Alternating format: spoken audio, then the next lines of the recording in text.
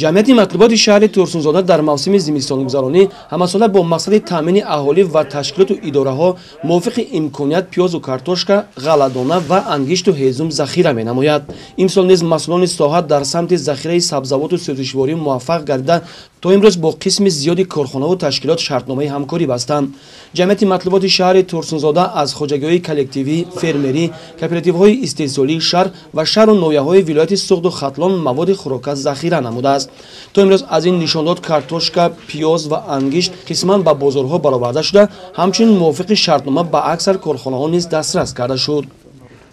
Чун ҳамасола бо супориши ҳукумати ҷумҳурии Тоҷикистон ва раёсати иттифоқи тоҷик матлубот, инчунин бо супориши ҳукумати шаҳри Турсунзода, раёсати ҷамъияти матлуботи шаҳри Турсунзода барои зимистонгузаронии маҳсулотҳои картошка ва пиёзро барои солҳои 2017 ва 2018 ба миқдори картошка 50 тонна ва пиёз 50 тонна аз вилояти Суғд ва ноҳияи Лағш дар анбор ворид гардонем.